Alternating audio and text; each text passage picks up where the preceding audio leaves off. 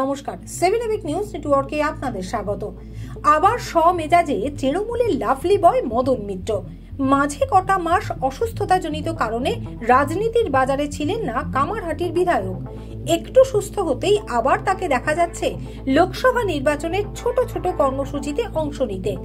যেমন কদিন আগে প্রার্থীকে ছাড়াই সৌগত রায়ের সমর্থনে একটি পদযাত্রায় অংশ নিতে দেখা যায় কামারহাটিতে।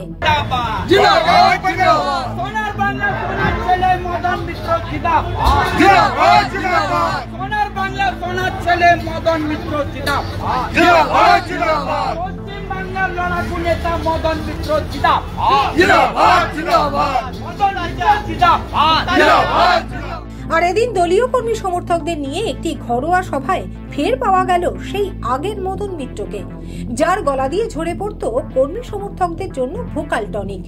তিনি সরাসরি কামারহাটি বিধানসভা কেন্দ্রের বিজেপি কর্মী সমর্থকদের হুঁশিয়ারি দিয়ে জানিয়ে দেন, যদি তৃণমূল জিততে পারে কামারহাটিতে, বিজেপির শেষ পতাকাকেও তারা কবর দিয়ে দেবেন। কোথায় রাজু ব্যানার্জি, কোথায় বর্ষার মিছিল, হনুমান জয়ন্তী গেল, বাপের বেটা তোরা সব জায়গায় করবি, কামারহাটিতে করলি না কেন? যদি আমরা জিততে পারি, কামারহাটির মাটি থেকে বিজেপির পতাকা পর্যন্ত শেষ পতাকার খবর দিয়ে দেবো। কামারহাটির চ্যালেঞ্জ অ্যাকসেপ্ট করছে, আপনাকে হাইস্ট ভোটে আমরা লিড দেবো এবং তার জন্য যেখানে যা করা দরকার আমরা করবো। তার কারণ আপনি নিজে ক্যান্ডিডেট নন, আপনি দলের ক্যান্ডিডেট, আপনি মমতা ব্যানার্জি, অভিষেক ব্যানার্জির ক্যান্ডিডেট, আপনি আমাদের পার্টির ক্যান্ডিডেট।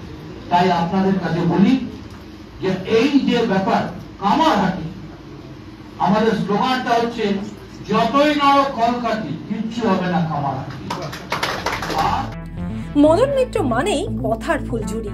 ফুলঝুরি অবশ্য ভয়ানক কোনো বাজি নয় যে তার ফুলকিতে বড় সড়ো অগ্নিকাণ্ড ঘটে যেতে পারে। কিন্তু মদন মিত্রের যে কথাটায় খটকা লাগলো সেটা হলো মদন মিত্রের গলাতেই জেতার ব্যাপারে অবিশ্বাসের সুর। যদি আমরা জিততে পারি, যদি আমরা জিততে পারি, যদি আমরা জিততে পারি, যদি আমরা জিততে পারি। তার মানে কি এবার দমদম জয় নিয়ে কোনো সংশয় আছে লাভলি বয়ের মনে? রাজা দে, সৌভিক পুরকায়েত, 7 এবিক নিউজ নেটওয়ার্ক।